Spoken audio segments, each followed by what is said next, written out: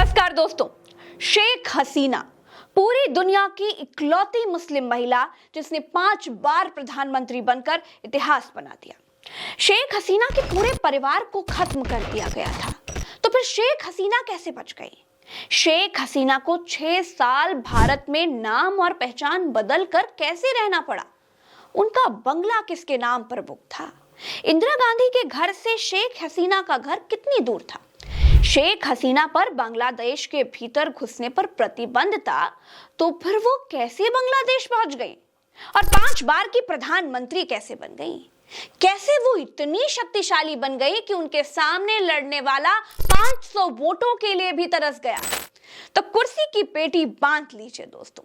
आज बात 300 में से 223 सीटें जीतकर 5वीं बार बांग्लादेश की प्रधानमंत्री के तौर पर शपथ लेने वाली इस दुनिया की सबसे प्रभावशाली प्रधानमंत्री शेख हसीना की होगी। दोस्तों, तारीख थी 15 अगस्त, साल था 1975। भारत में स्वतंत्रता दिवस मनाया जा रहा था, लाल किले से तिरंगा फहराया जा रहा था, लेकिन बांग्लादेश में उसी रोज तख्ता पलट की साजिशें चल रही थी। ढाका में गली नंबर 12 और गली नंबर 11 के बीच में पड़ता था धनमोड़ी का बंगला 32।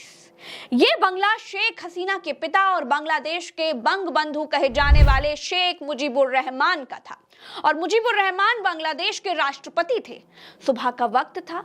बंगले के भीतर मौजूद शेख हसीना का पूरा परिवार पूरी तरह नींद से जाग भी नहीं पाया था कि अचानक गोलियों की आवाजें सुनाई देने लगी।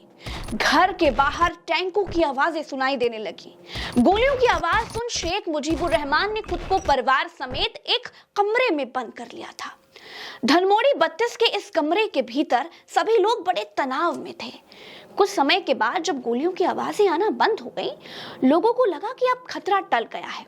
मुजीबुर रहमान ने बड़ी हिम्मत दिखाई और कमरे से बाहर आए, लेकिन जैसे ही वो कमरे से बाहर आए, उनके सामने 2 नौजवान बंदूक लिए खड़े थे। मुजीबुर रहमान ने उनसे बड़ी हिम्मत करके पूछा कि भाई, ये सब कुछ क्या चल रहा है? तुम्हें क्या चाहिए? लेकिन उन्होंने कोई जवाब नहीं दिया। मुजीबुर रहमान को कोई जवाब नहीं मिला।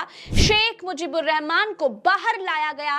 सामने से बंदूक लिए एक व्यक्ति आगे बढ़ा और 18 गोलियां तब तक चलाईं जब तक शेख मुजीबुर रहमान की मौत नहीं हो गई।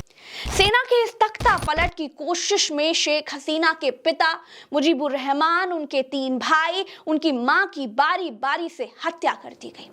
हमले में कुल 20 लोग मारे गए थे। शेख हसीना के घर का कोई भी पुरुष जीवित नहीं बचा था। तो अब सवाल यह है कि फिर शेख हसीना कैसे बच गईं?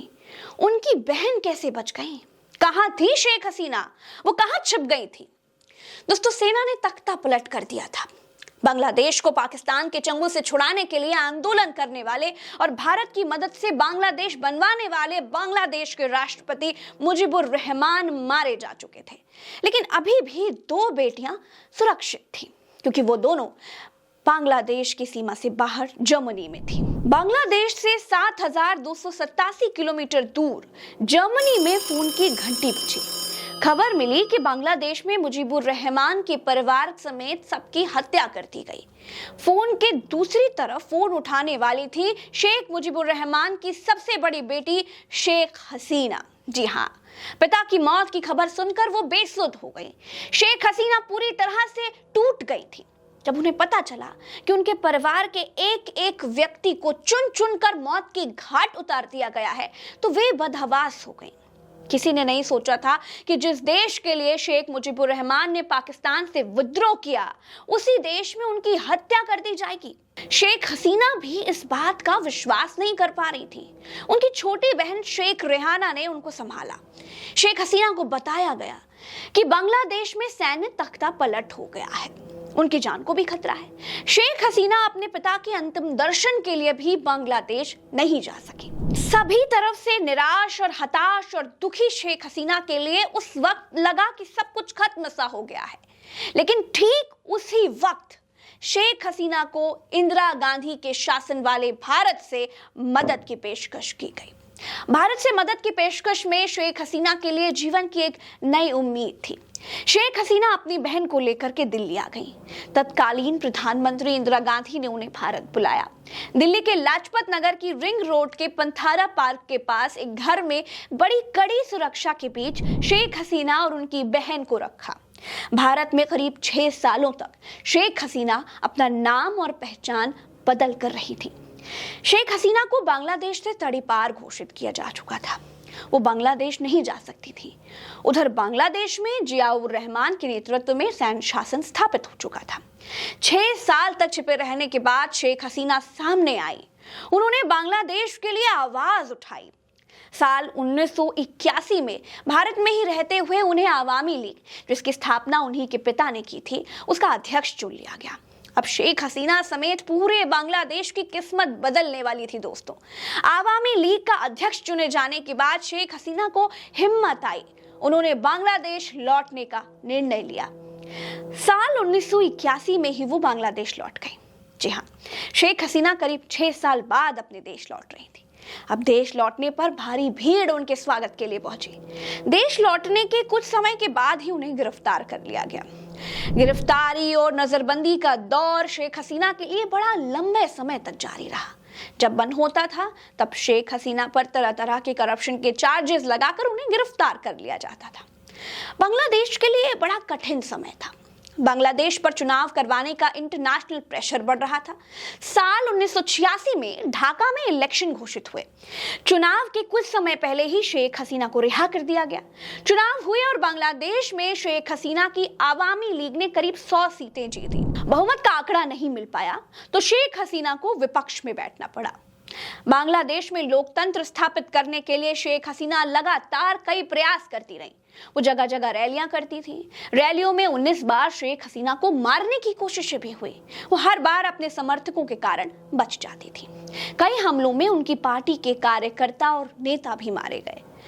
दोस्तों, सन 1988 में उनकी कार में ही बम प्लांट कर दिया गया। शेख हसीना चिटगांव में चुनावी रैली के लिए गई थी। जिस समय उन्हें जानकारी मिली वो कार में ही सवार थी।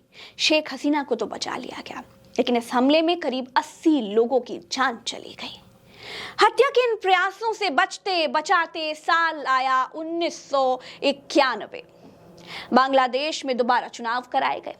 इस चुनाव में शेख हसीना को जीत की उम्मीद थी, लेकिन बीएनपी को सामान्य बहुमत मिला। शेख हसीना ने आवामी लीग के अध्यक्ष पद से इस्तीफा की पेशकश की, लेकिन पार्टी के दूसरे नेताओं ने उन्हें इस्तीफा देने से मना कर दिया। हार के बाद शेख हसीना ने विपक्ष में बैठना स्वीकार किया। 1996 में फिर आम चुनाव हुए। शेख हसीना पहली बार बांग्लादेश की प्रधानमंत्री बनी। दोस्तों, उनका ये कार्यकाल बांग्लादेश और भारत के लिए बेहतर संबंधों की शुरुआत था। दोस्तों, इसके बाद 2001 में भी चुनाव हुआ और अब आवामी लीग यानी शेख हसीना की पार्टी हार गई। बांग्लादेश नेशनल पार्टी यानी बीएनपी को 2/3 बहुमत मिला। शेख हसीना ने केयरटेकर गवर्नमेंट पर ठीक तरह से चुनाव न करवाने का आरोप लगाया।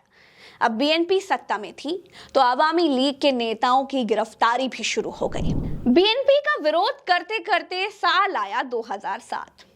शेख हसीना अमेरिका की यात्रा के लिए गई हुई थी। उनके जाते ही उन पर देश में प्रवेश करने से रोक लगा दी गई।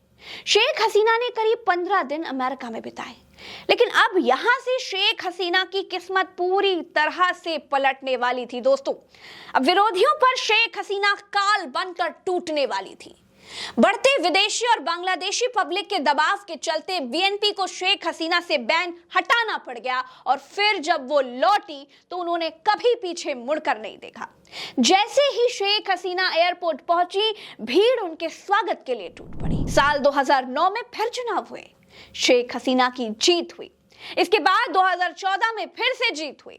इसके बाद 2019 में फिर बम्पर बहुमत के साथ शेख हसीना की जीत हुई और अब 2024 में 5वीं बार सत्ता में वापस लौटकर पूरी दुनिया की सबसे ज्यादा बार प्रधानमंत्री बनने वाली मुस्लिम महिला बन गई है शेख हसीना। बांग्लादेश में विपक्षी पार्टी ने इस बार चुनाव का बहिष्कार किया। मतदान प्रतिशत भी कुछ कम रहा, लेकिन आवाम लीग की बड़ी प्रचंड जीत हुई। एक बात और, बांग्लादेश के भीतर ना बैलेट पेपर से चुनाव होते हैं, वहां मशीनी धांधली की कोई गुंजाइश नहीं है। बड़ी बात यह है कि शेख हसीना अपना चेहरा होर्डिंग्स में चमकाकर या कोरोना वैक्सीन के सर्टिफिकेट्स पर अपनी फोटो लगाकर या थैंक यू शेख हसीना जी करवाकर या फिर विदेशों में अपना पेट डंका बजवाकर 5 बार की प्रधानमंत्री नहीं बनी। इसके पीछे जनता का अगाध प्यार है। दोस्तों, दुनिया की सबसे प्रभावशाली महिला शेख हसीना की कहानी में इतना ही। अब अगली कहानी में किसके बारे में आप जानना चाहते हैं, कमेंट करके बताइएगा। चलते हैं। नमस्कार, राम राम, दुआ सलाम, जय हिंद।